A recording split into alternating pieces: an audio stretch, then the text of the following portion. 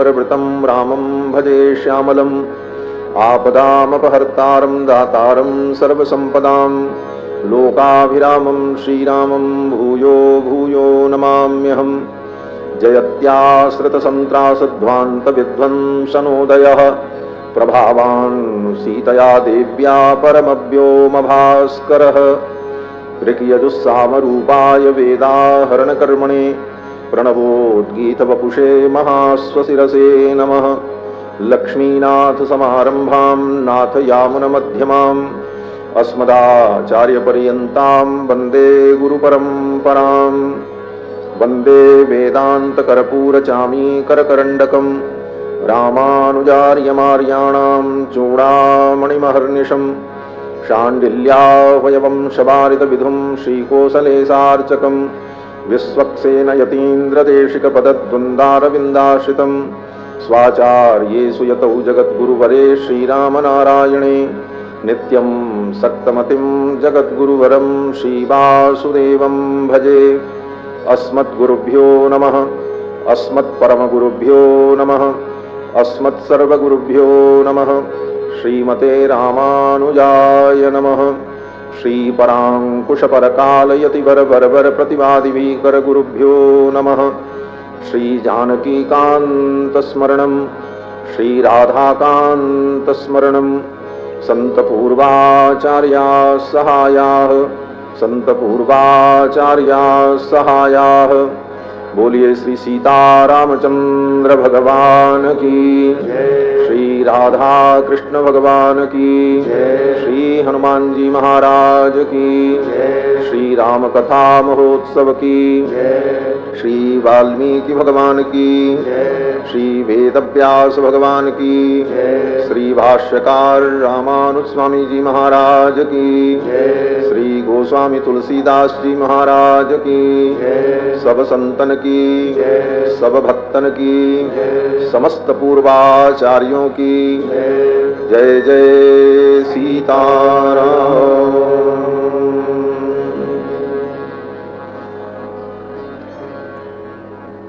भगवान मर्यादा पुरुषोत्तम प्रभु श्री राम की मंगलमयी कथा का हम सभी लोग श्रवण लाभ प्राप्त करें। उसके पूर्व भगवान के मंगलमय नाम का श्रद्धा भाव से संकीर्तन कर लें। पश्चात भगवान की पावन चर्चा श्रवण करेंगे।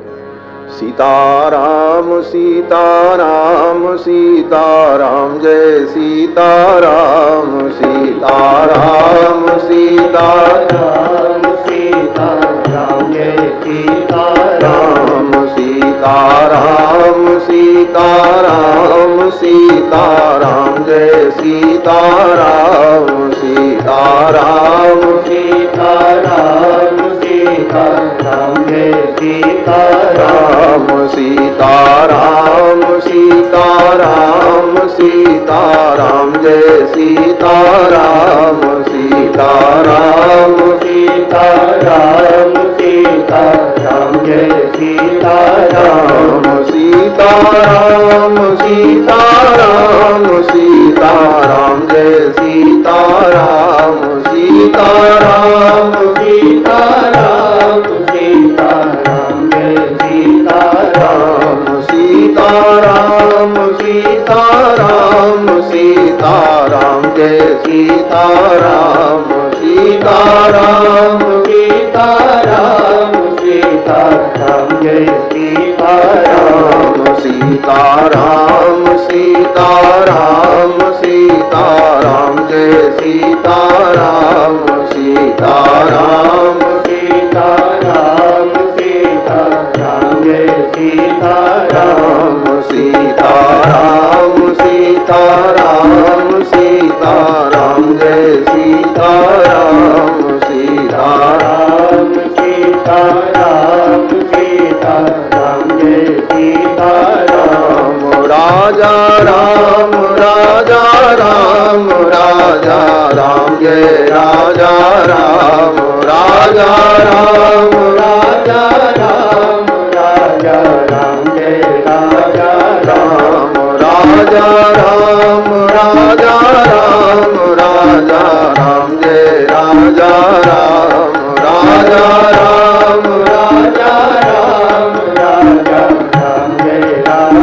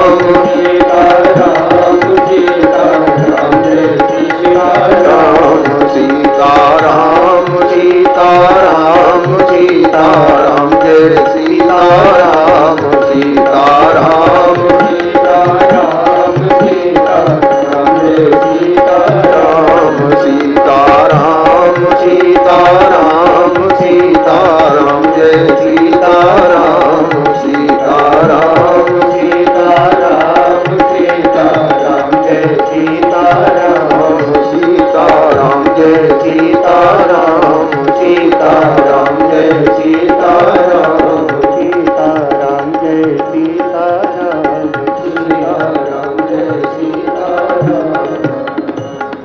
श्री सीतारामचंद्र भगवान की जय। श्री हनुमान जी महाराज की जय। जय जय सीताराम।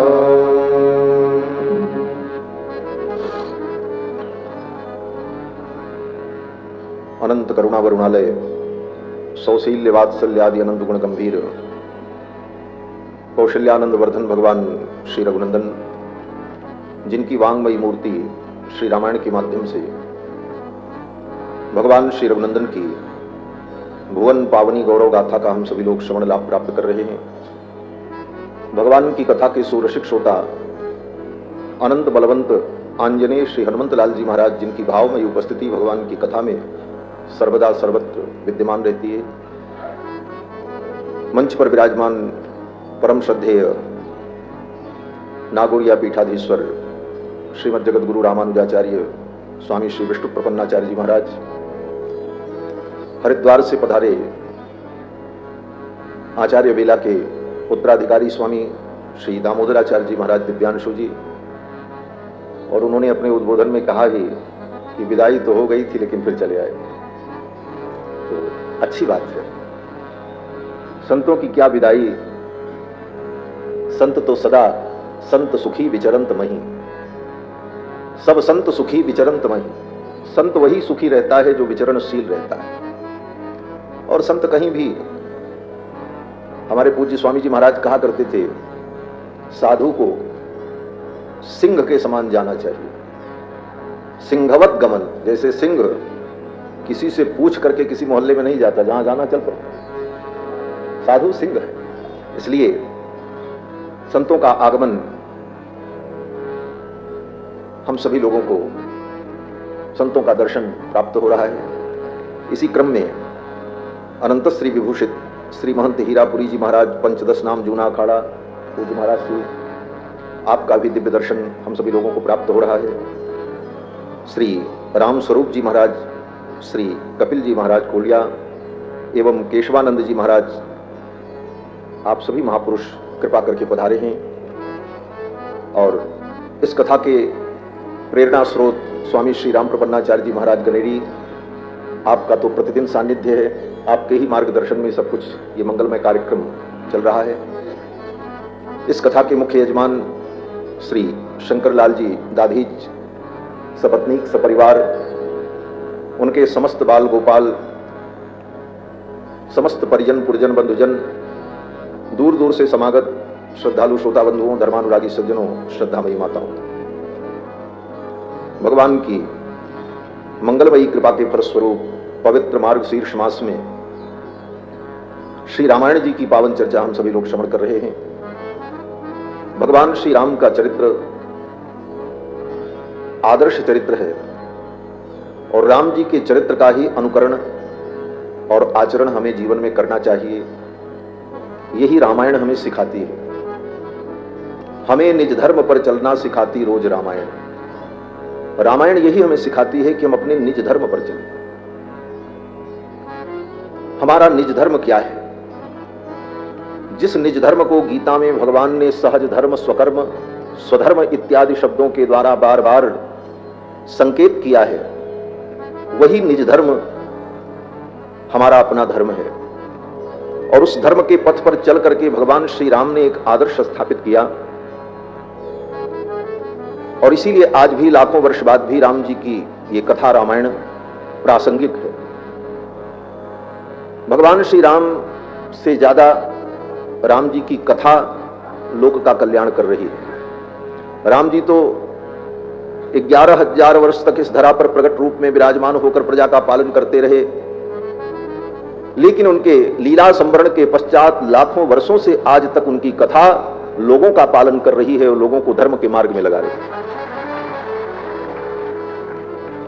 भगवान श्री राम ने जो कार्य किया वो तो 11,000 वर्ष तक ही किया, लेकिन उनकी कथा अनंत अनंत वर्षों तक इसी प्रकार समाज का कल्याण करती रहेगी और लोगों को धर्म पथ की शिक्षा देती रहेगी। इसीलिए भगवान की कथा श्रवणीय है। बड़े बड़े ऋषि मुनि महात्मा अमलात्मा विमलात्मा लोग भी जो विधि और निषेध से उपरत हो चुके हैं, ऐसे महात्मा भी भगवान की कथा में रमण करते। प्रायेण मुनयो राजन निवृत्ता विधिषेधतः नैर्गुण्यस्थारमन्ते स्म गुणानुकथने हरे। जो विधि और निषेध से उपरत हो गए, ऐसे महात्मा महापुरुष भी, जीवन मुक्त पुरुष भी भगवान की कथा में रमण करते। भगवान की कथा के श्रवण से धर्म का जो ज्ञान प्राप्त होता है, व्यवहार का जो ज्ञान प्राप्त होता है, वह तो है ही, लेकिन इसके साथ साथ भगवान की कथा को श्रवण करना यह बहुत बड़ी उपासना है। यह भगवान की बहुत बड़ी भक्ति है, और सबसे पहली भक्ति यह है कथा। जब हिरण्यकश्यपु ने प्रहलाद जी से पूछा कि गुरुकुल में तुमने क्या पढ़ा, तो प्रहलाद जी ने कहा हमने 9 पाठ पढ़ लिया है। बोले 9 पाठ पढ़ लिया? बोले हाँ। बोले कौन कौन से पाठ पढ़ लिए? तो प्रहलाद जी ने कहा श्रवणम कीर्तनम विष्णु स्मरणम पाद सेवनम अर्चनम वंदनम दास्यम सख्यम आत्मनिवेदनम। ये 9 पाठ बताया, यही नवधा भक्ति है। प्रहलाद जी कहते हैं 9 पाठ हमने पढ़ लिया, और 9 संख्या पूर्ण संख्या होती है, अर्थात ये 9 पाठ जिसने अपने जीवन में पढ़ लिया उसने सब कुछ पढ़ लिया। और अगर ये 9 पाठ जीवन में व्यक्ति ने नहीं पढ़ा तो फिर कितना भी पढ़ ले, MA BA पास, लिए दिए साफ, सब साफ है, उसका कोई मतलब नहीं है। क्यों? संसार की ये जितनी विद्या है ये यहीं रह जाएगी। और आज जिसे लोग शिक्षा समझते हैं, वो शिक्षा तो केवल धन कमाने की, उसका लोक परलोक से कोई लेना देना नहीं है। परलोक में तुमको नरक मिलेगा कि स्वर्ग मिलेगा कि मोक्ष मिलेगा, भगवान मिलेंगे, इससे कोई लेना देना नहीं आज की विद्या से है, जिस विद्या को लोग पढ़ते हैं। तो वो विद्या तो केवल लोक में तुम्हारा कल्याण करेगी, लेकिन वास्तविक विद्या तो यही है, विद्या सा या विमुक्त है। विद्या वो है जो हमें मुक्ति के मार्ग पर ले चले। तो नवधा भक्ति जो है वही वास्तविक विद्या और ज्ञान है। और उसमें भी सर्वप्रथम भक्ति क्या है? प्रहलाद जी कहते हैं श्रवणम। मैंने पहला पाठ ये पढ़ा है कि भगवान की कथा श्रवण करना चाहिए। ये कथा ही भगवान है, शब्द के रूप में भगवान ही हमारे हृदय में प्रवेश करते हैं। प्रविशति हृदय तेषाम भक्ति सूत्रोपनद्धा। भक्ति के सूत्र में नद्ध होकर भगवान ही कथा के माध्यम से हमारे हृदय में प्रवेश करते। और एक बात, इतने लोग यहां बैठे हैं, सब लोग ये जानते हैं कि राम जी भगवान हैं, कृष्ण भगवान हैं, ऐसी ऐसी लीलाएं की, उनका भजन करना चाहिए, उनकी भक्ति करनी चाहिए। राम जी बड़े दयालु हैं, भगवान कृष्ण बड़े कृपालु हैं। ये सब आपने कहां से जाना? भगवान का महत्व है, भगवान है, ये आप जाने कहां से? आपके हृदय में ये भाव आया कहां से? भगवान ने आकर के नहीं बताया, कथा के माध्यम से ही आपने जाना। आज तक भगवान के विषय में जिस किसी ने जाना है तो कथा के माध्यम से ही जाना। ये कथा ही भगवान के स्वरूप का हमारे हृदय में प्रकाश करती है। इसीलिए वेदों ने कहा पहले सुनने का अभ्यास करो, श्रोतव्यो, उसके बाद मंतव्यो, उसका मनन करो, और फिर निदिध्यासितव्यः, उसका निदिध्यासन करो। भगवान श्री राम के दरबार में कुश और लो भगवान की ये मंगलमयी कथा श्रवण करा रहे हैं। भगवान श्री राम भी बैठकर इस रामायण को सुन रहे। प्रथम दिन की कथा में मैंने निवेदन किया था, श्री वाल्मीकि रामायण की यही विशेषता है कि इस कथा को स्वयं राम जी ने सुना है। बोले राम जी तो पुरुषोत्तम है। उत्तम नायक जो होता है वो अपना चरित्र नहीं सुनता है। साहित्य के ग्रंथ में, 10 रूपक ग्रंथ में आचार्य कहते हैं कि उत्तम नायक वो होता है जो अपनी प्रशंसा और अपनी महिमा को न सुने। धीरोदात्त अभिकथन, धीर, धीर उदात्त, धीर उद्धत, ये सब नायक के भेद हैं।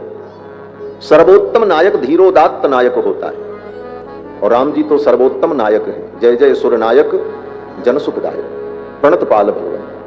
और ऐसे धीरोदात्त नायक राम जी बैठकर अपनी कथा सुन रहे हैं, आत्म प्रशंसा, आत्मश्लाघा। कहते हैं नहीं, राम जी धीरोदात्त नायक हैं, अपना चरित्र तो वो सुन नहीं सकते। बोले तो रामायण सुनी है उन्होंने, लोकुश ने सुनाया। तो महर्षि वाल्मीकि इसका समाधान करते हैं कि ये रामायण राम जी का चरित्र नहीं है। बोले तब? बोले ये श्री जानकी जी का पावन मंगलमय चरित्र है। कृत्स्नम रामायणम काव्यम सीतायाश्चरितम महत, ये रामायण महाकाव्य सीता जी का महान चरित्र है। बोले चर्चा तो राम जी की भी आती है बीच में। बोले मजबूरी है, हमारी किशोरी जी के आगे पीछे राम जी घूमते रहते हैं तो उनका भी वर्णन करना ही पड़ेगा, कहां छोड़ दें उनको राम जी। लेकिन चरित्र तो ये किशोरी जी का है। सीतायाश्चरितम महत। आज लोग कहते हैं कि समाज में नारी को बराबर का अधिकार नहीं दिया गया, लेकिन हमारे सनातन धर्म का प्रथम काव्य, इस सृष्टि का प्रथम काव्य जो लिखा गया रामायण, उसके मूल में एक महान नारी भगवती सीता हैं। नारी नाम उत्तमा वधू, जो नारियों में सर्वोत्तम है। और महर्षि वाल्मीकि कहते हैं ये तो सीता का चरित्र है। सीतायाश्चरितम महत। किसी ने कहा सीता जी का महान चरित्र है तो इसका नाम वाल्मीकि जी ने सीतायन क्यों नहीं रखा, रामायण क्यों रखा? कह देते सीतायन, रामायण क्यों रखा? तो कहते रामायण का मतलब रामस्य अयनम रामायणम, जो राम जी का घर है। राम जी कहां रहते हैं? बोले सीता जी के चरित्र में ही राम जी विराजमान हैं, सीता जी के चरित्र में ही राम की प्रतिष्ठा है, इसीलिए कहा रामायण, इसका नाम रामायण रखा। सीता जी के इस पावन चरित्र में ही राम जी का निवास है।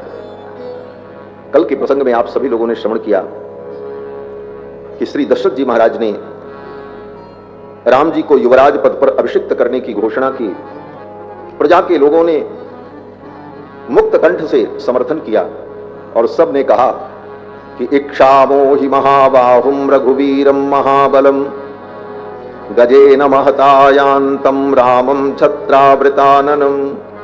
हम सब चाहते हैं कि राम जी का युवराज पद पर अभिषेक हो और शत्रुंजय हाथी के ऊपर विराजमान होकर रघुनंदन अयोध्या की गलियों में भ्रमण करें, उनकी शोभा यात्रा निकाली जाए और हम सभी लोग रघुनाथ जी का ये मंगलमय दर्शन करें। ये सुनकर दशरथ जी महाराज बड़े प्रसन्न हुए। प्रजा के लोगों ने कहा कि नास्य क्रोध प्रसादश्च निरर्थोस्ति कदाचन। रघुनाथ जी इसलिए राजा बनने के योग्य हैं कि इनका क्रोध और इनकी कृपा कभी निरर्थक नहीं होती। कल मैंने निवेदन किया था कि परमात्मा के जो लक्षण शास्त्र में कहे गए अनेक प्रकार से, एक लक्षण यह कहा गया जन्माद्यस्य यतः, वेदांत में, जिससे ये संपूर्ण सृष्टि उत्पन्न होती है, जिसके द्वारा पालित होती है और जिसमें लय को प्राप्त हो जाती है, वो भगवान। फिर कहते हैं भगवान कौन? कहते हैं जो आनंद सिंधु हैं, आनंदाद्धेव खल्यमानि भूतानि जायन्ते आनंदेन जातानि जीवन्ति इत्यादि। फिर एक जगह पर कहते हैं उत्पत्ति प्रलयम चैव भूतानाम अगतिम गतिम वेत्ति विद्याम अविद्याम च सवाच्यो भगवानिति। जो संपूर्ण सृष्टि की उत्पत्ति प्रलय पालन करते हुए समस्त जीवों के कर्म की गति को हर क्षण प्रत्यक्ष अनुभव करते रहते हैं, वो भगवान। फिर कहते हैं भगवान की परिभाषा क्या है? बोले ज्ञान शक्ति बल ऐश्वर्य वीर्य तेजाम सुशेषतः भगवत शब्द वाच्यानि बिना हेर गुणादि भी। ज्ञान शक्ति बल ऐश्वर्य वीर्य तेज, इन 6 गुणों की जिसके अंदर पूर्णता हो, अशेष रूप से ये 6 गुण जिसके अंदर विद्यमान हो, वो भगवान। और भी कहा कि जो लक्ष्मी का पति हो वो भगवान। वेद ने कहा श्रीश्चते लक्ष्मीश्च पत्न्यौ, लक्ष्मी और श्री जिनकी पत्नी है वो भगवान।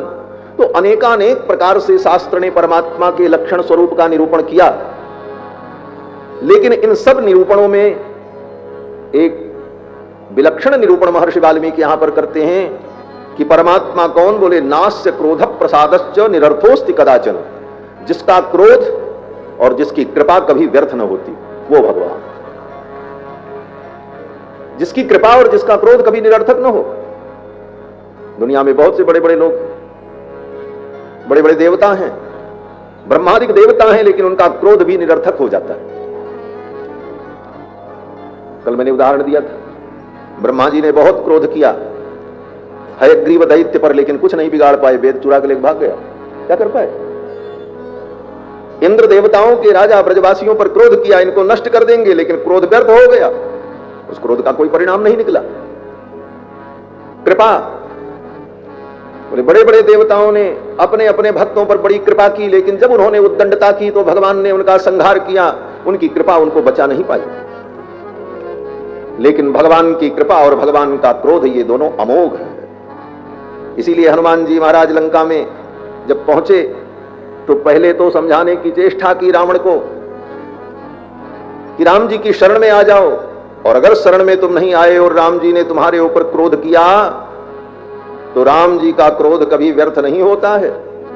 नास्य क्रोध प्रसादश्च, हनुमान जी कहते हैं शंभु पिनाकी त्रिपुरांतकोवा ब्रह्मा स्वयंभु चतुराननोवा, स्वयं ब्रह्मा आ जाएं, स्वयं भगवान शंकर अपना पिनाक लेकर के तुम्हारी रक्षा में खड़े हो जाएं, इंद्रो महेंद्रो सुरनायकोवा, देवराज इंद्र अपना वज्र लेकर के तुम्हारी सुरक्षा में खड़े हो जाएं, फिर भी राम जी के क्रोध से तुम बच नहीं पाओगे। नास्य क्रोधा प्रसादश्च, और प्रसाद माने कृपा, जिनकी कृपा कभी निरर्थक नहीं होती। भगवान की कृपा कभी निरर्थक नहीं होती। कितने कृपालु हैं भगवान, कितने समर्थ हैं। भगवान कहते हैं तुम मेरी शरण में आ तो जाओ, मैं तुम्हें सर्वत्र अभय प्रदान कर दूंगा। अभयम सर्वभूतेभ्यो ददाम में तत् प्रथम मम। तो जिसका क्रोध और जिसकी कृपा कभी निरर्थक न हो वो भगवान। ये एक नया लक्षण रामायण में महर्षि वाल्मीकि ने कहा। तम एवं गुण संपन्नम रामम सत्य पराक्रमम लोकपालोपमम नाथम अकामयति मेदिनी। प्रजा के लोगों ने कहा राजन, ऐसे गुण संपन्न जो राम जी हैं उनको ये पृथ्वी अपना नाथ बनाना चाहती।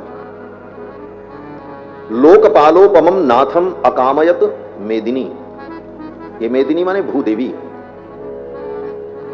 भगवान की दो पत्नियों का हमारे यहां वर्णन है शास्त्र में। श्रीश्चते लक्ष्मीश्च पत्नियों, श्रीदेवी और भूदेवी। कृष्णावतार में वही श्रीदेवी भूदेवी रुक्मिणी और सत्यभामा है। रुक्मिणी सत्यभामाभ्याम सहितम कृष्णमाश्रय।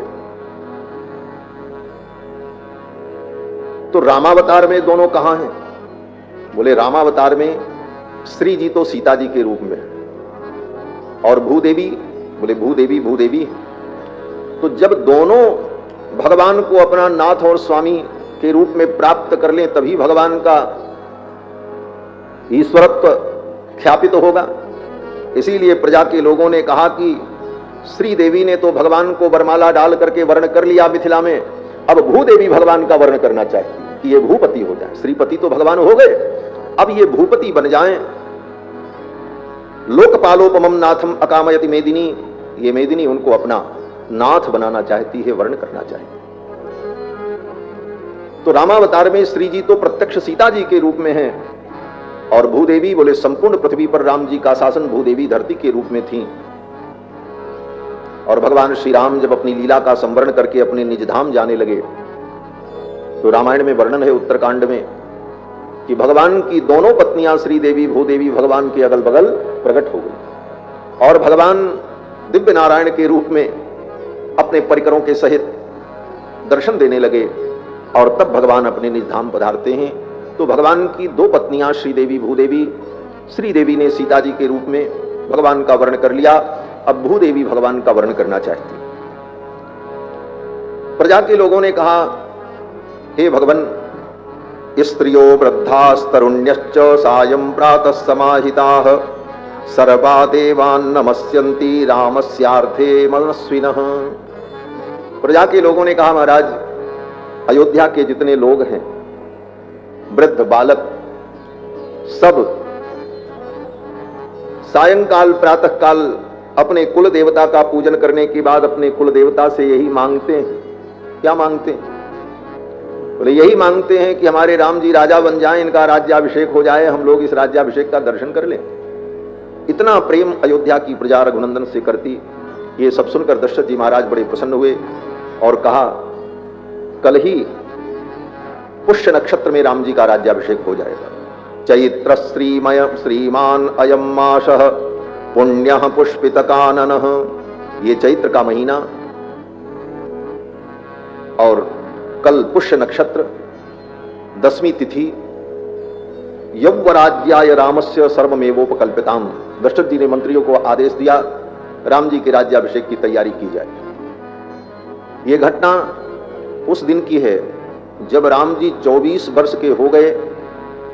25वां जन्मदिन राम जी का था, रामनवमी थी। उसी दिन दशरथ जी महाराज ने घोषणा की कि कल 10वीं को हम राम जी का राज्याभिषेक करेंगे। चैत्र का महीना और पुष्य नक्षत्र, नवमी को पुनर्वसु नक्षत्र होता है और पुनर्वसु के बाद 10वीं को पुष्य, और 10वीं तिथि पूर्णा तिथि होती है। दशरथ जी महाराज ने घोषणा की कल इनका राज्याभिषेक होगा। तैयारी होने लगी। दशरथ जी महाराज ने अपने मंत्री सुमंत्र जी से कहा कि मेरे पुत्र राम को बुला करके मेरे पास ले आओ, मैं राम से कुछ कहना चाहता हूं। सुमंत्र जी महाराज गए और भगवान श्री राम से कहा, महाराज ने आपका स्मरण किया है। रथ पर बैठ करके भगवान श्री राम अपने महल से निकलकर अपने पिताजी का दर्शन करने के लिए जाते।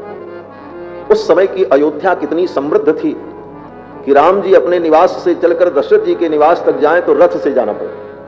कितनी समृद्ध अयोध्या थी। जब भगवान श्री राम चले तो भगवान श्री राम के सौंदर्य को देखकर अयोध्या के लोग आनंद विभोर हो गए। यद्यपि राम जी को रोज लोग देखते हैं, ऐसा नहीं है कि पहली बार राम जी को देख रहे हैं, लेकिन जब जब राम जी को देखते हैं तो लगता है कभी इनको हमने देखा ही नहीं, इतने सुंदर। यही भगवान की विशेषता है।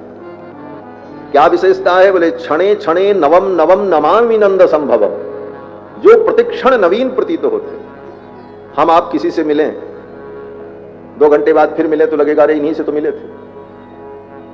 10 दिन बाद मिले तब भी लगेगा हाँ इनसे तो मिले ही थे। वही नाक, वही आंख, वही स्वरूप, वही चेहरा, वही वाणी, वही स्वभाव। लेकिन राम जी की विशेषता क्या है, भगवान की विशेषता क्या है? बोले जितनी बार मिलो उतनी बार नया अनुभव होता।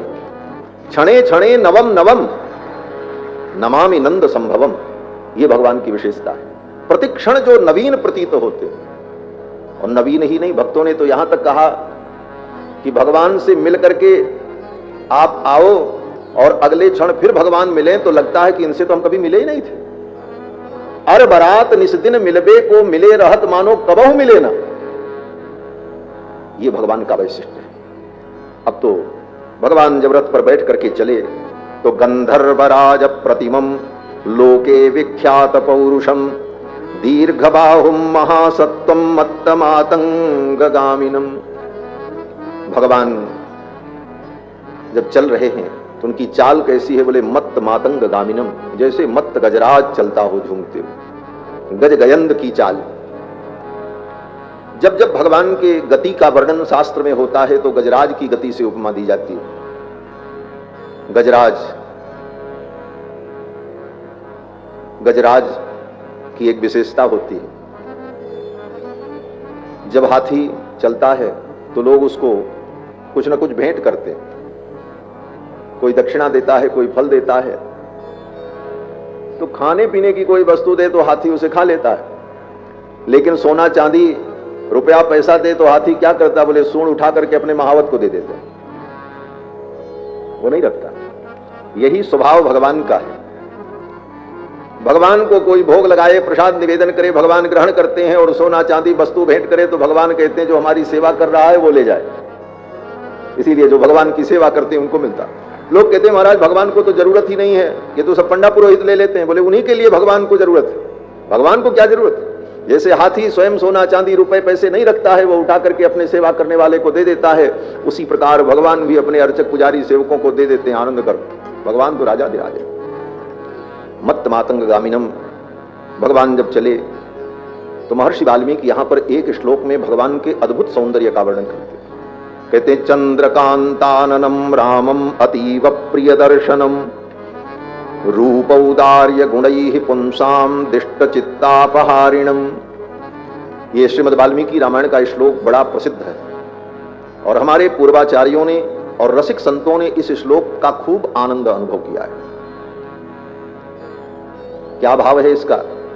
कहते चंद्रकांताननम रामम, राम जी के मुखमंडल की कांति चंद्रमा के समान है। चंद्रकांताननम रामम। यद्यपि चंद्रमा भगवान के सामने तुच्छ है, चंद्रमा की क्या सुंदरता है। चंद्रमा की तो बात छोड़ दो, करोड़ों करोड़ों कामदेव की सुंदरता भी जिनके सामने तुच्छ है। कोटि कोटि कंदर्प दर्प दलन पटियान, ऐसे भगवान के लिए चंद्रमा की उपमा महर्षि वाल्मीकि की मजबूरी है। क्यों मजबूरी है? कहां से उपमा ले आऊं? भगवान से बड़ा कोई है नहीं।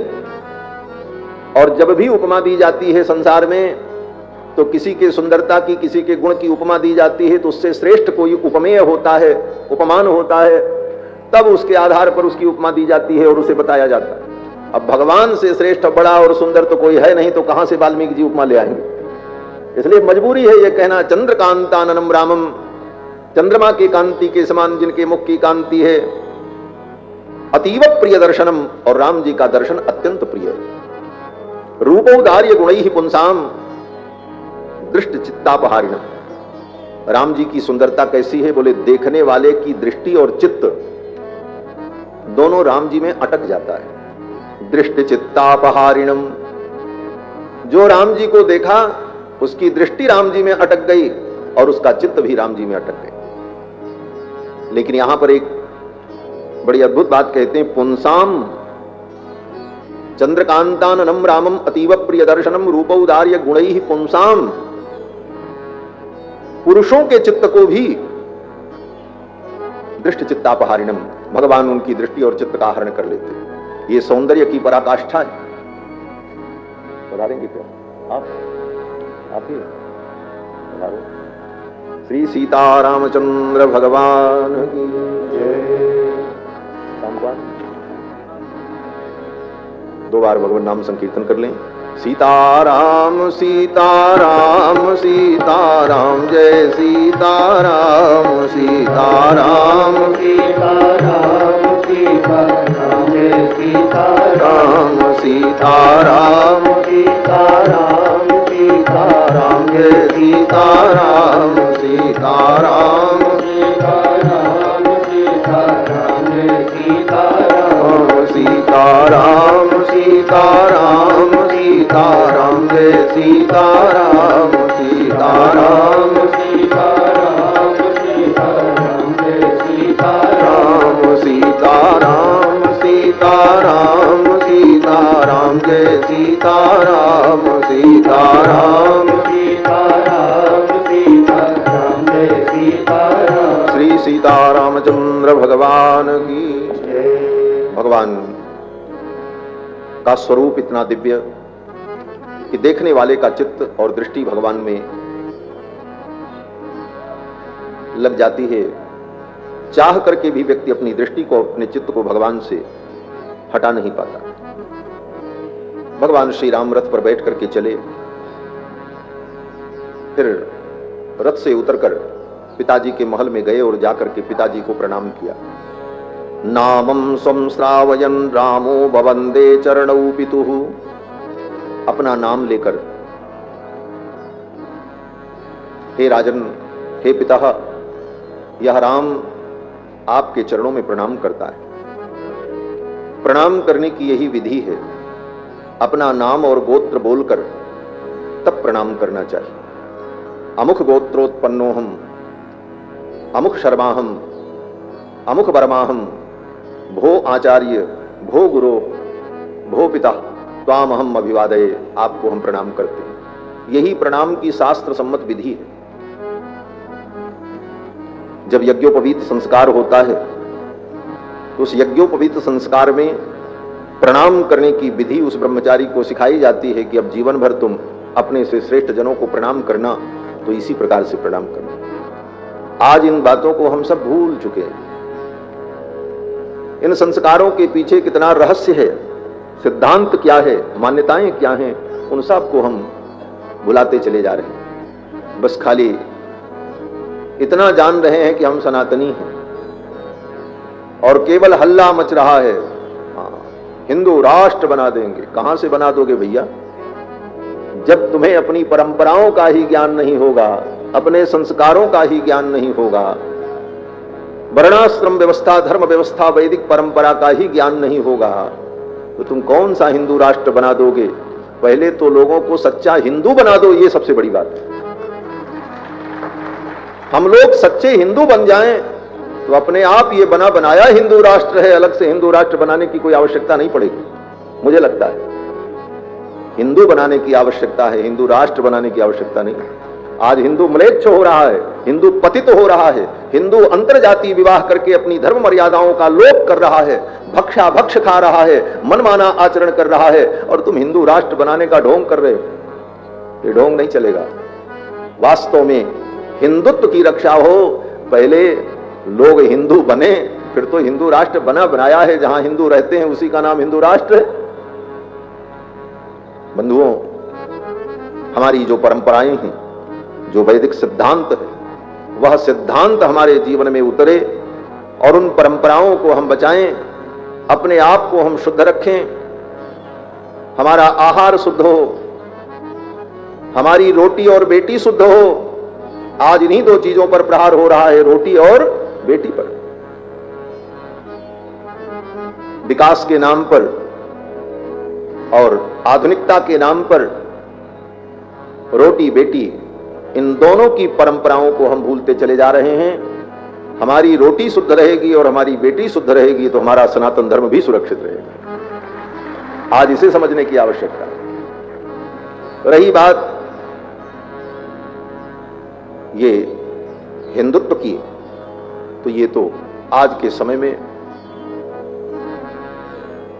इसकी नई नई मनगढ़ंत परिभाषाएं बनती रहती हैं, लोग सुनते रहते हैं, और जनता बोले, जनता तो भोली भाली, जनता को हर व्यक्ति अपने ढंग से समझा करके अपना अनुयायी बनाने का प्रयत्न करता रहता है। चाहे वो राजनेता हो, चाहे अभिनेता हो, किसी न किसी प्रकार से जनता को अपनी तरफ आकर्षित करके अपनी महिमा को बताने का ही प्रयत्न होता रहता है। वस्तुतः जनता का हित हो, जनता का कल्याण हो, लोग धर्म से जुड़ें और धर्म के पथ पर चलें, ये वास्तविक हिंदुत्व की प्रतिष्ठा होगी। और ऐसे हिंदुत्व की प्रतिष्ठा के लिए हमको, आपको, सबको प्रयत्न करना चाहिए।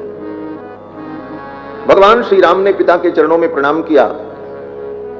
दशरथ जी महाराज ने राम जी को गले से लगा लिया और बहुत देर तक निहारते रहे, देखते रहे। महर्षि वाल्मीकि कहते हैं कि दशरथ जी महाराज राम जी को देख रहे हैं तो क्या देख रहे हैं? बोले, जैसे व्यक्ति दर्पण में, शीशे में अपने प्रतिबिंब को देखता है, उसी प्रकार दशरथ जी महाराज राम रूपी दर्पण में अपना प्रतिबिंब देख रहे थे। राम रूपी दर्पण में अपना प्रतिबिंब, वाल्मीकि जी कहते अलंकृतमिवात्मानम आदर्शतल संस्थितम, जैसे व्यक्ति सज धज करके शीशे के सामने खड़े होकर अपने आप को निहारता है, उसी प्रकार राम जी के अंदर दशरथ जी अपने आप को निहार रहे थे, देख रहे थे। अलंकृतमिवात्मानम आदर्शतल संस्थितम, अपने आप को राम जी में निहार रहे थे। हाँ, पिता जब वृद्ध हो जाता है तो उसकी जवानी उसके पुत्र के रूप में दिखाई पड़ती है। दशरथ जी महाराज अपनी युवा अवस्था के अपने स्वरूप को अपने राम के रूप में देख रहे हैं। जब पिता बूढ़ा हो जाता है और बेटा जवान होता है तो कहते हैं पिताजी की जवानी चली गई। बोले, जवानी चली गई नहीं, पिताजी की जवानी जो है वो बेटे के रूप में सामने खड़ी है। दशरथ जी महाराज अपने युवा अवस्था के उस स्वरूप को राम जी में देख रहे थे। अलंकृतमिवात्मानम आदर्शतल संस्थितम, और राम जी का मुखमंडल, आकृति, प्रकृति एकदम श्री दशरथ जी महाराज के समान, वैसी ही नाक, वैसी ही आंख, वैसी ही बनावट और वैसा ही स्वरूप। दशरथ जी महाराज राम जी को देखकर बड़े प्रसन्न हुए और दशरथ जी ने कहा, राम, कल मैं तुमको युवराज पद पर अभिषिक्त करना चाहता हूं और मैंने घोषणा कर दी है। गुरुदेव वशिष्ठ जिन नियमों का आदेश करें उन नियमों का तुम विधि पूर्वक पालन करो। कल तुम्हारा युवराज पद पर अभिषेक होगा और किसी भी प्रकार से ये कार्यक्रम संपन्न हो जाना चाहिए। राम जी ने कहा जैसी आज्ञा पिताजी। और फिर पिताजी को प्रणाम करके राम जी चल पड़े। ज्यों ही गए कुछ देर बाद दशरथ जी ने फिर सुमंत जी से कहा एक बार मेरे राम को फिर मेरे पास बुला के लाओ। सुमंत जी गए, राम जी को बुला करके लाए। अभी अभी प्रणाम करके राम जी गए थे, लेकिन पिताजी के सामने आए तो फिर पिताजी को प्रणाम। अपने से श्रेष्ठ जनों के पास जब जब जाए तो उन्हें प्रणाम करना चाहिए। अभी प्रणाम करके राम जी गए थे और सुमंत जी ने जब फिर बुलाया तो फिर आकर के ददर्श पितरम दूरात प्रणिपत्य कृतांजलि ही, पिताजी के चरणों में प्रणाम किया और कहा आज्ञा करें। दशरथ जी महाराज ने कहा राम अब मेरे लिए कोई कर्तव्य नहीं है, न किंचन मम कर्तव्यम तवान्यत्राभिषेचनात्। मैंने अपने जीवन के सारे कर्तव्य को पूर्ण कर लिया है। मेरे जीवन का एक कर्तव्य केवल बचा हुआ है और वो कर्तव्य ये है कि मैं तुम्हें युवराज पद पर अभिषिक्त कर दूं, मेरे सारे काम पूरे। इसके अतिरिक्त कोई कर्तव्य मेरा शेष बचा नहीं है। इसलिए हे राम कल तुम्हारा राज्याभिषेक हो जाना चाहिए। दूसरी बात, रात्रि में मैं जब शयन करता हूं तो मुझे नींद नहीं आती है। अनेक प्रकार के भयानक स्वप्न होते।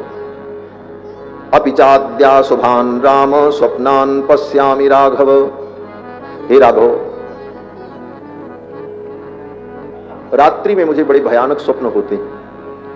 ज्योतिषियों से, पंडितों से, विद्वानों से मैंने पूछा तो विद्वानों ने कहा आवेदयन्ति दैवज्ञाः सूर्यांगारक राहुभिः। दैवज्ञों ने, ज्योतिषियों ने मेरी जन्म पत्रिका को देख करके कहा महाराज मंगल और सूर्य और राहु तीन ग्रह आपके विपरीत हैं, मारक। और ऐसी स्थिति में राजा ही मृत्युमाप्नोति, राजा की मृत्यु हो जाती है। इसलिए हे राम मेरे जीवन का कोई ठिकाना नहीं है। इसलिए मैं चाहता हूं कि तुम्हारा राज्याभिषेक हो जाए। यही मेरे लिए एक कार्य बचा है और यह कार्य पूर्ण हो। भगवान श्री राम ने कहा पिताजी जैसी आपकी आज्ञा। पिताजी के चरणों में प्रणाम करके राम जी चल पड़े। लक्ष्मण जी साथ में थे।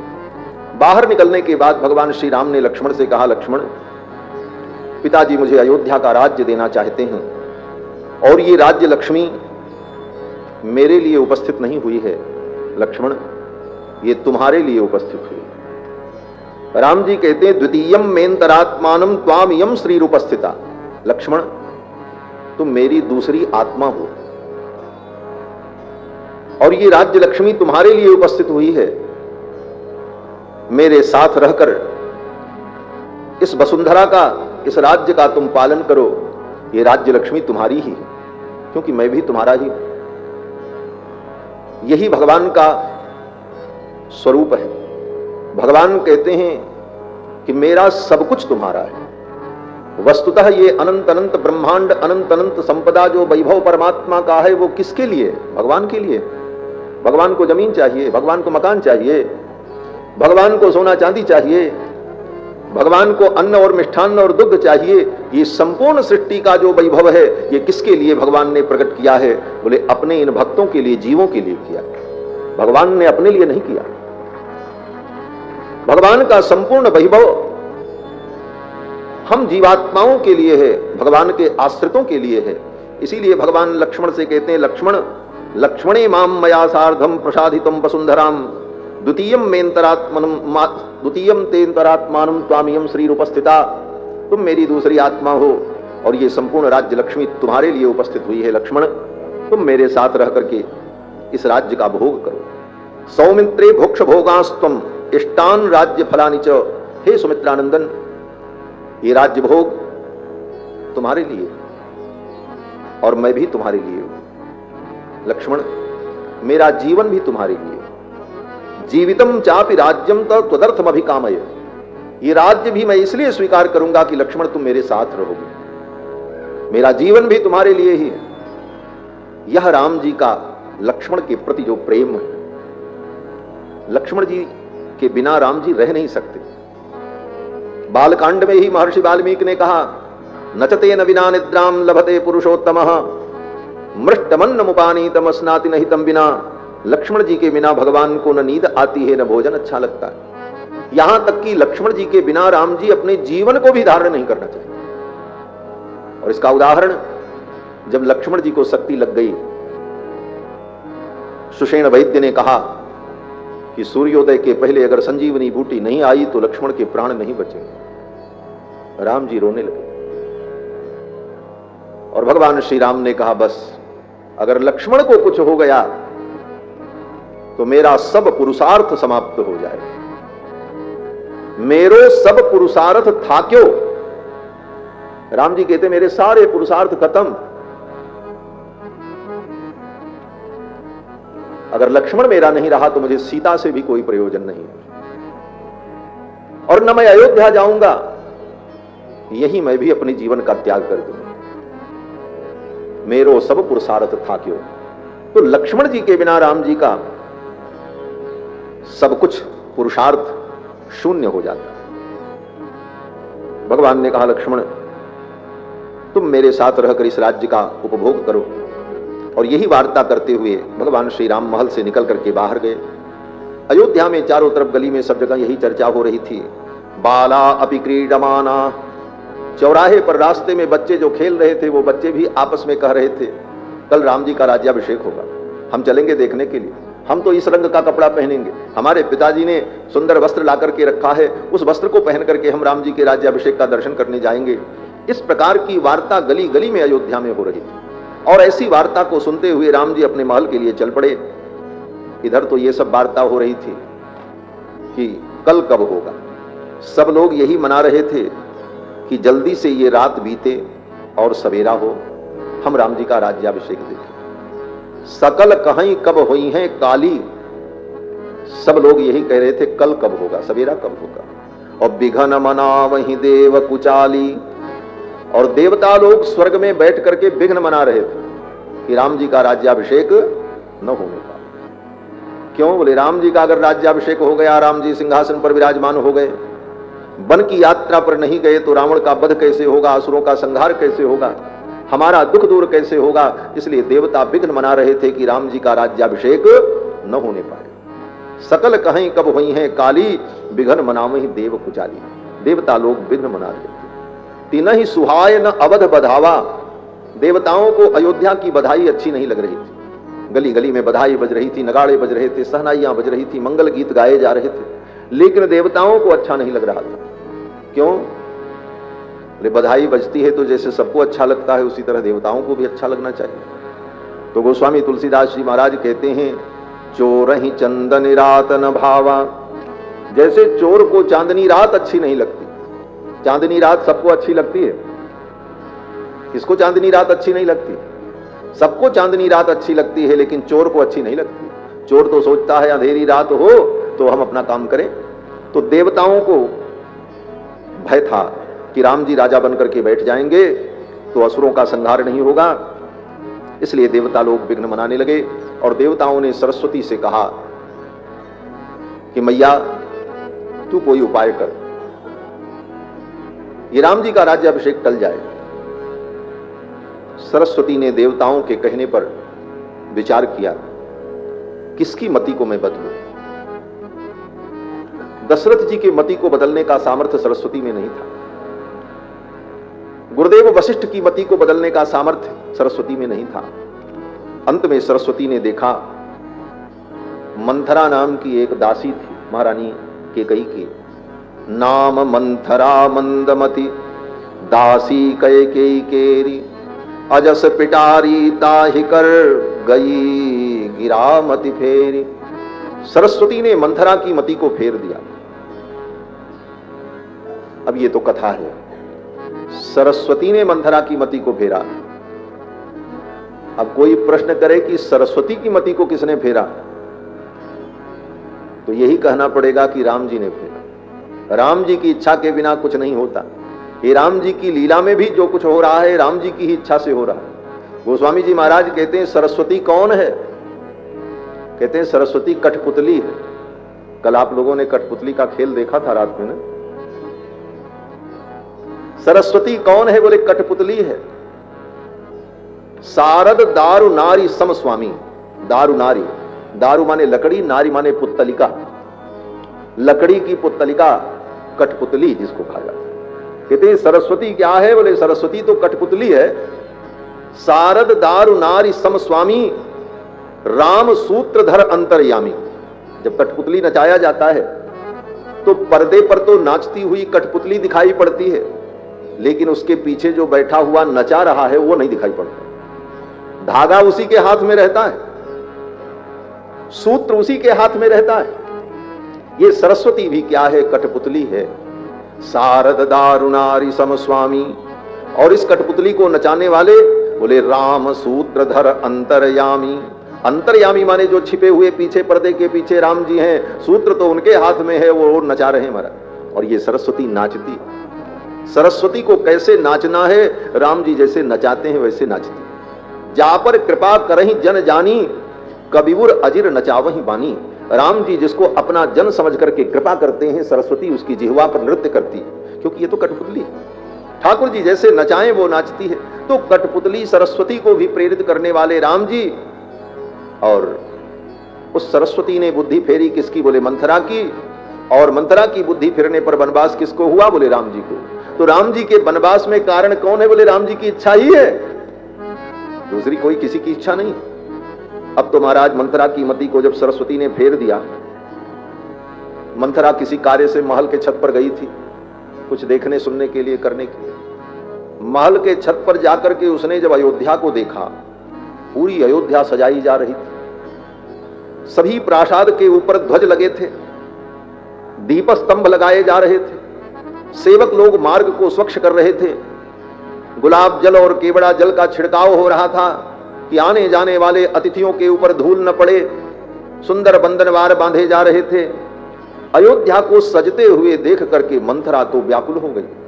प्रासादम चंद्र संकासम आरुरोह दृक्षया। महल के छत पर जाकर के मंथरा ने जब देखा, सिक्तराज पथाम कृत्नाम प्रकीर्ण कमलोत्पलाम। अयोध्या के राजमार्ग को सींचा जा रहा था, सिंचित किया जा रहा था। सिक्त राजपथाम कृत्नाम प्रकीर्ण कमलोत्पलाम। और अयोध्या के उस राजमार्ग पर कमल की पंखुड़ियां बिछाई जा रही थी कि आने वाले लोगों के पैरों में पीड़ा न हो। कमल की पंखुड़ी, गुलाब की पंखुड़ी अयोध्या के मार्ग में बिछाई जा रही थी। प्रकीर्ण कमलोत्पलाम अयोध्याम मंथरा तस्मात् प्रासादाद अन्वैक्षत। महल के छत पर खड़ी होकर मंथरा ने जब अयोध्या को देखा तो मंथरा सोचने लगी, क्या बात है, अभी तो कोई उत्सव भी नहीं है, ये अयोध्या सजाई क्यों जा रही है, इतनी बड़ी तैयारी, क्या होने वाला है। तब तक मंथरा ने क्या देखा कि महारानी कौशल्या ब्राह्मणों को दान कर रही थी, वस्त्र दे रही थी, अन्न दे रही थी, मुद्रा दे रही थी। तो मंथरा ने पूछा कि ये बड़ी महारानी कौशल्या इतना प्रसन्न होकर के ब्राह्मणों को धन दे रही हैं, दान कर रही हैं, क्या मामला है। राम माता किम वापि राम माता धनम किन्नो जनेभ्य संप्रयक्षति। ये राम की मां सबको धन लुटा रही है, क्या मामला है, आकर के पूछा मंथरा। तो महारानी कौशल्या ने कहा कि राजा दशरथो रामम अभिषेक्ता ही राघवम। महारानी कौशल्या ने कहा, मंथरे तुझे पता नहीं है, कल ही महाराज मेरे पुत्र राम को युवराज पद पर अभिषेक करेंगे, और इस प्रसन्नता में, ऐसी मंगल मेला में मेरे राम का अभ्युदय हो, मंगल हो, इसलिए मैं ब्राह्मणों को दान कर रही हूं। मां कौशल्या के मुख से जब मंथरा ने यह सुना तो मंथरा के हृदय में आग लग गई। महाराज सादह्यमाना क्रोधेन मंथरा पापदर्शिनी। पापदर्शिनी मंथरा का हृदय क्रोध से दंदह्यमान हो गया। जल्दी जल्दी वो सीढ़ी से नीचे उतरने लगी और क्रोध में तमतमाती हुई जा रही थी। ऐसे भी कुबड़ी थी, शरीर उसका टेढ़ा था, पांव कहीं रखती थी, पड़ता कहीं था, क्योंकि भगवान ने बनावट ही ऐसी उसकी बनाई थी। और ऊपर से क्रोध में व्याकुल होकर जल्दी जल्दी वो सीढ़ी से उतर रही थी। 2 सीढ़ी उतर पाई, तब तक उसका पैर सरक गया, बिना उतरे ही नीचे चली आई सर्व से, हाथ पैर छिल गए बेचारी के। लेकिन इसके बाद भी उसे अपने चोट की चिंता नहीं, दुख नहीं। दौड़ती हुई सीधे महारानी कैकेयी के महल में आई। महारानी कैकेयी उस समय पलंग पर लेटी हुई तकिए का सहारा लेकर के कुछ सोच रही थी। और क्या सोच रही थी? रघुनंदन श्री राम के विषय में ही सोच रही थी। वो दिन कब आएगा? महाराज घोषणा करेंगे, राम युवराज पद पर अभिषिक्त होंगे और मैं अपने राम को युवराज पद पर देखूंगी। ये महारानी कैकेयी की अभिलाषा थी।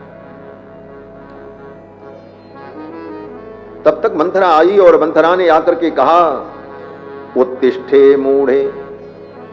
मंथरा ने कहा, उत्तिष्ठ मूढ़े किम शेषे, अरि मूर्खे, तू सो रही है। मंथरा ने महारानी कैकेयी को कहा, अरि मूर्खे, तू सो रही है, तेरे ऊपर महान विपत्ति आने वाली है। महारानी कैकेयी जानती हैं मंथरा के स्वभाव को। ये मंथरा कौन है? बोले महारानी कैकेयी की चचेरी बहन है।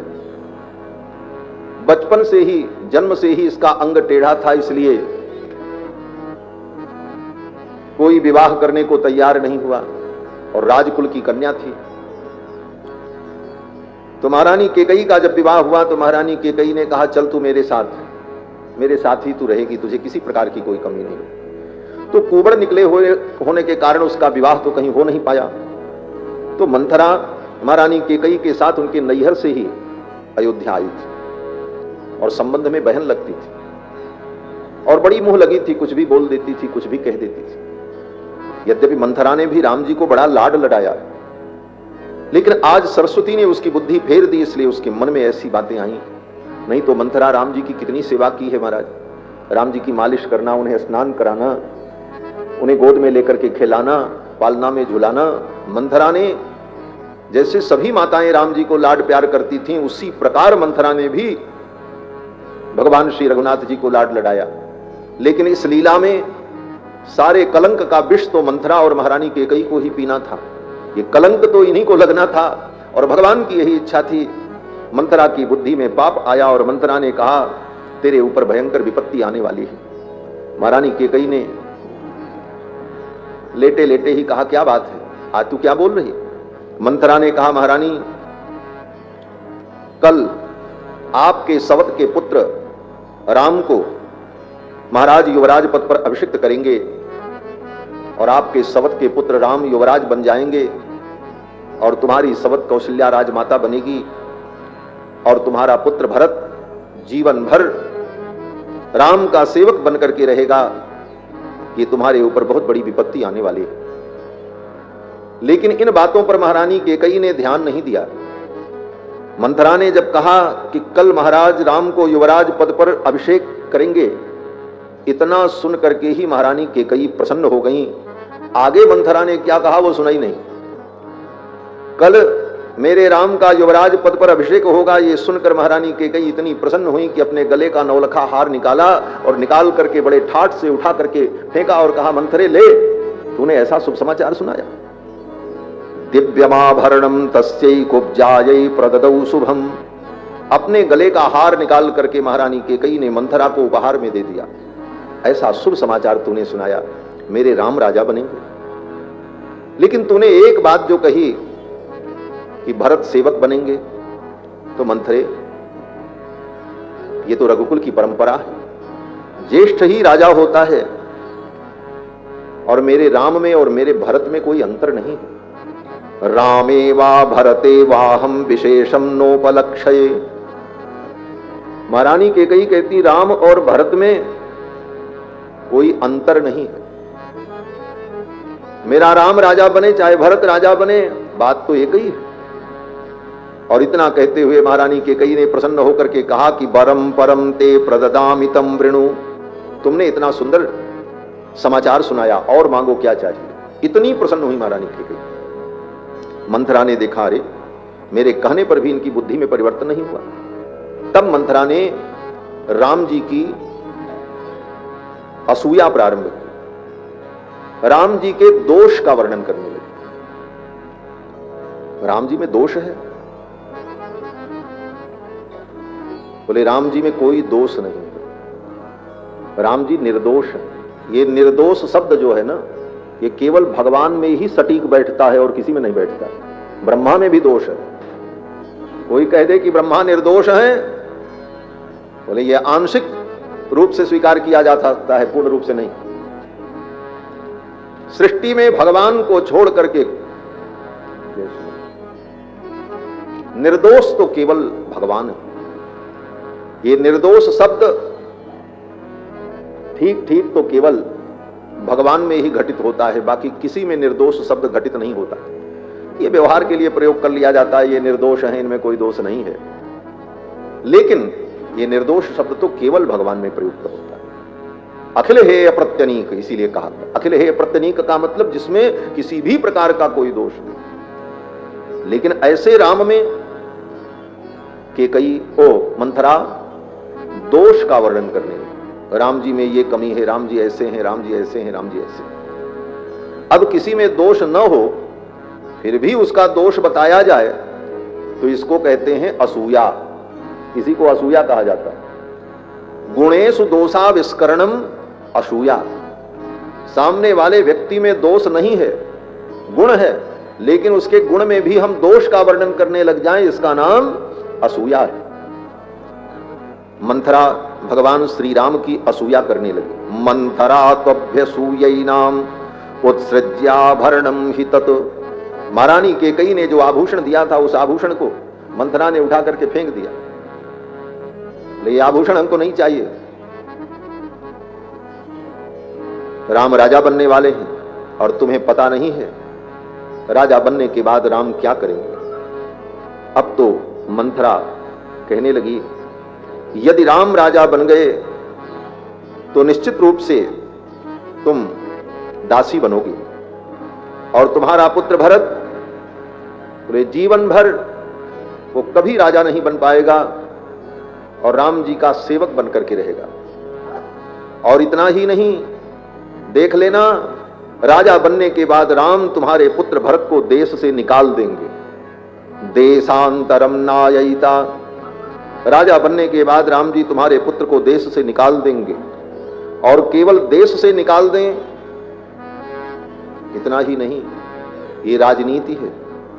लोकांतर मथापिवा। राम राजा बनने के बाद तुम्हारे पुत्र भरत को विष दे करके मरवा देंगे। लोकांतर मथापिवा, दूसरे लोक में भेज देंगे। बाल एव तुमातुल्यम भरतो नायितस्त्वया। और तुमने बचपन में ही अपने पुत्र भरत को मामा के घर भेज दिया। इसी कारण से आपके हृदय में अपने पुत्र के प्रति प्रेम नहीं। जो नजदीक में रहता है उसी में प्रेम होता है। अपना कितना भी खास व्यक्ति हो लेकिन दूर चला जाए तो प्रेम धीरे धीरे समाप्त हो जाता है। मंथरा कहती है कि सन्निकर्षाच्च सौहार्दम जायते स्थावरे स्वपि। सन्निकट में रहने पर जड़ वस्तुओं से व्यक्ति को प्रेम हो जाता है और अपना ही व्यक्ति दूर चला जाए तो प्रेम समाप्त हो जाता है। कुछ दिन रहता है, व्यक्ति याद करता है, रोता धोता है, लेकिन फिर धीरे धीरे संतोष कर लेता है। होता कि नहीं होता? कितना भी प्रिय व्यक्ति हो, मर करके इस दुनिया से चला जाए तो कितने दिन व्यक्ति उसको याद करता है। 2, 4, 10 दिन, 15 दिन रो धो करके अंत में फिर संसार में हंसने खेलने लगता है, फिर उसकी वही गतिविधि हो जाती है। तो दूर चले जाने पर प्रेम अपने आप समाप्त हो जाता है। मंथरा ने कहा आपने अपने पुत्र भरत को बचपन में ही अपने से दूर कर दिया, इसीलिए आपके हृदय में अपने पुत्र भरत के प्रति प्रेम नहीं। और राम राजा बनेंगे तो तुम्हारे पुत्र भरत को विष दे देंगे। राम माता सपत्नी ते कथम वैरम न यापये। और राम की मां जो कौशल्या है वो तुम्हारी सवत है, वो तुम्हारे साथ शत्रुतापूर्ण व्यवहार क्यों नहीं करेगी। सवत कभी सवत के सुख को नहीं देख सकती। ये सब कह करके मंथरा ने महारानी कैकेयी के हृदय में भेद पैदा कर दिया। रचिपचि कोटिक कुटिलपन कीन्हे से कपट प्रबोध। अनेक प्रकार की कुटिल कल्पनाओं के द्वारा, तर्क के द्वारा, उदाहरण के द्वारा मंथरा ने महारानी कैकेयी के बुद्धि में भेद पैदा कर दिया। सवत की कथा सुनाई। मंथरा ने कहा कद्रु विनित ही दीन दुख तुम्हें कौशिला देव। कद्रु और विनिता ये दोनों महर्षि कश्यप की पत्नी। कद्रु की संतान सर्प और विनिता की संतान श्री गरुण जी महाराज। एक दिन दोनों में शर्त लग गई। कद्रु ने कहा विनिता से कि बताओ सूर्य के घोड़े कैसे हैं, किस रंग के हैं? विनिता ने कहा सूर्य के घोड़े 7 रंग के हैं, 7 घोड़े। कद्रु ने कहा नहीं, सब काले हैं। बहस हो गई, शर्त लगी। कद्रु ने कहा अगर मेरी बात सही सिद्ध होगी तो विनिता ने कहा मैं आपकी दासी बन जाऊंगी। विनिता ने कहा अगर मेरी बात सही सिद्ध हुई तो कद्रु ने कहा तो मैं आपकी दासी बन जाऊंगी। दोनों महर्षि कश्यप की पत्नी शर्त लग गई। बोले चलो देख करके आते हैं। दोनों चल पड़ी देखने के लिए। अब बात तो सत्य यह है कि सूर्य के घोड़े 7 रंग के हैं, काले नहीं हैं। कद्रु ने देखा कि मैं तो बाजी हार जाऊंगी, मेरी बात झूठी हो जाएगी, फिर तो मुझे विनिता की दासी बनना पड़ेगा। तो कद्रु ने अपने पुत्र सर्पों से कहा कि तुम लोग काले रंग के हो और जाओ जाकर के सूर्य के घोड़ों के शरीर में लिपट जाओ, तो दूर से देखने पर वे घोड़े काले दिखाई पड़ेंगे और दूर से ही मैं विनिता को दिखा करके लौटा लाऊंगी और बाजी को जीत जाऊंगी। सर्पों ने ऐसा ही किया। कद्रु विनिता को लेकर के गई और दूर से दिखाया, बोले देखो सब काले हैं, दिख रहे हैं घोड़े। विनिता बेचारी सीधी साधी, गरुण जी की मां, उन्होंने मान लिया। कद्रु ने कहा चलो अब दासी बन जाओ। तो कद्रु ने विनिता को दासी बना करके उनसे काम कराती, घर में बर्तन मलवाती, झाड़ू लगवाती, पैर दबवाती, और धर्म की प्रतिज्ञा के अनुसार वचन था कि हम दासी बन जाएंगी, तो विनिता ने स्वीकार कर लिया। जब गरुण जी को पता लगा कि मेरी मैया को यह सब करना पड़ रहा है, कारण जब पता चला, तब गरुण जी ने कहा अच्छा पता लगाया। तो पता लगा कि सर्पों ने जाकर के सूर्य भगवान के घोड़े के शरीर में लिपटकर यह सब षड्यंत्र किया था। तो गरुण जी महाराज का तो आहार ही सर्प है। गरुण जी महाराज ने कहा तो इन सर्पों को मैं खा करके खत्म कर दूंगा। गरुण जी महाराज गए और जाकर के सर्पों का भक्षण करना शुरू किया। सारे सर्प भाग गए। तब जाकर के विनिता जो है कद्रु के दासी पद से मुक्त हुई। तो गरुण जी महाराज ने इस प्रकार अपनी मां को मुक्त कराया। ये सब कथा मंथरा ने महारानी कैकेयी को सुनाया। कद्रु विनित ही दीन दुख तुम्हें कौशिला देव। जैसे कद्रु ने विनिता को दुख दिया, उसी तरह कौशल्या तुमको दुख देगी, तुमको नौकरानी बना करके रखेगी, तुम पानी भरोगी कौशल्या के यहां। ये सुनते ही तो महारानी कैकेयी को क्रोध आ गया। मैं मर जाऊंगी, विष पी लूंगी, लेकिन सवत की सेवा नहीं कर सकती। जब ये कहा कैकेयी ने, तब मंथरा ने कहा महारानी ऐसा दिन कभी ना आए, आप क्यों मरोगी, आपके दुश्मन मरे, मैं तो आपका हित चाहती हूं। महारानी कैकेयी ने कहा मंथरे मैं क्या करूं, मैंने तो कभी सोचा भी नहीं कि मेरे साथ कभी ऐसा व्यवहार होगा। मंथरा ने कहा महारानी आप चिंता मत करो, आप अगर चाहो तो सब कुछ बदल सकता है। कैसे बदलेगा? महाराज तो कल राम को राजा बना देंगे। मंथरा ने कहा अगर आप मेरी बात मानो तो आपके पुत्र भरत राजा बनेंगे, राम राजा नहीं बन सकते। महारानी कैकेयी ने कहा क्या उपाय होगा? कोई उपाय तुम्हारे पास हो तो बताओ। तो मंथरा ने कहा कि महारानी महाराज ने आपको 2 वरदान देने के लिए कहा था और आज तक वो 2 वरदान आपने मांगा नहीं। 2 वरदान भूप सन थाती, मांगहु आज जुड़ावहु छाती। आज वो दोनों वरदान मांगने का समय आ गया है। एक वरदान में भरत के लिए अयोध्या का राज्य मांग लो और दूसरे वरदान में राम के लिए 14 वर्ष का वनवास मांग लो। 14 ही वर्षाणि रामे प्रव्राजिते वनम। एक बार मां कैकेयी के हृदय में राम प्रेम पुनः जागृत हो गया। महारानी कैकेयी ने कहा मंथरे एक ही वरदान से काम चल जाएगा, भरत के लिए मैं राज्य मांग लूं, राम भी अयोध्या में रहे। मंथरा ने कहा ऐसी भूल करना मत। अगर राम अयोध्या में रहेंगे तो तुम्हारे भरत का राज्य कभी स्थिर नहीं रह पाएगा। राम षड्यंत्र करते रहेंगे और प्रजा राम से प्रेम करती है, कभी भी प्रजा विद्रोह कर देगी और भरत को सत्ता से हटा करके राम को सिंहासन पर बैठा देगी। इसलिए राम को वन में जाना बहुत जरूरी है। राम 14 वर्ष वन में रहेंगे तो 14 वर्ष पर्याप्त होता है। उस 14 वर्ष में तुम्हारे राम भरत का राज्य स्थिर हो जाएगा, फिर राम लौट करके भी आएंगे तो कोई फर्क पड़ने वाला नहीं। मंथरा ने जब इस प्रकार कहा तो महारानी कैकेयी ने कहा, मंथरे तू इतनी बुद्धिमान है, मैंने तो कभी सोचा भी नहीं था कि तुझे इतनी जानकारी है। महर्षि वाल्मीकि कहते हैं कि मंथरा के इस वाक्य से महारानी कैकेयी की बुद्धि भी दूषित हो गई। किस प्रकार से? तो कहते हैं, साहि वाक्येन कुब्जाया किशोरी वोत्पथम गता।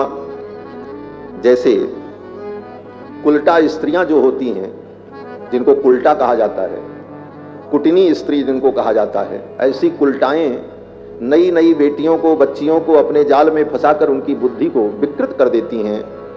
उसी प्रकार मंथरा ने महारानी कैकेयी की बुद्धि में विकार उत्पन्न कर दिया। साहि वाक्येन कुब्जाया किशोरी वोत्पथंगता।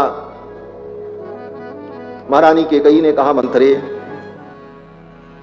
तेरे अंदर इतनी बड़ी प्रज्ञा है, इतनी बड़ी बुद्धि है, मैंने कभी विचार भी नहीं किया।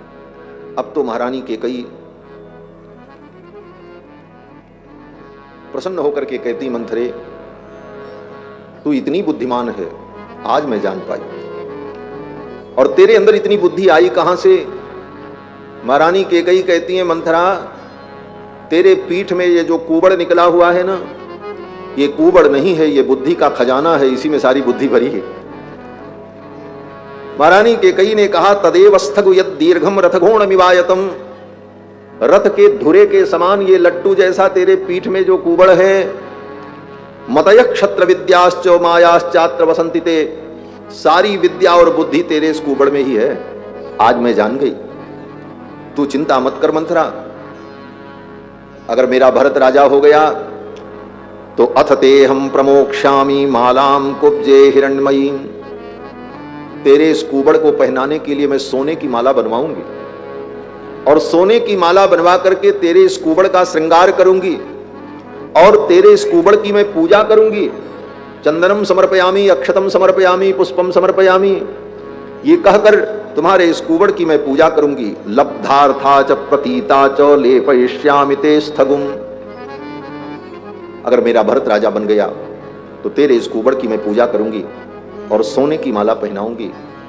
और कुब्जे, मंथरे तू चिंता मत करना, मेरा भरत राजा बन गया तो तू राजरानी के समान रहेगी।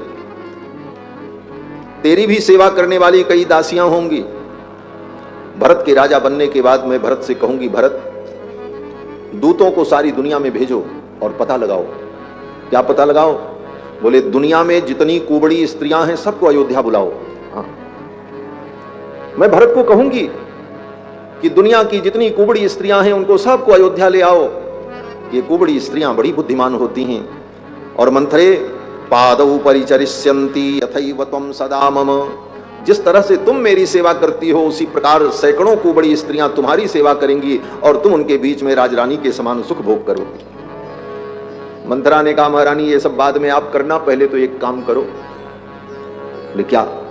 बोले आप तो कोप भवन में पधारो, और महाराज जब सुनेंगे कि आप कोप भवन में हो तो महाराज आपके पास आएंगे और पूछेंगे, लेकिन आप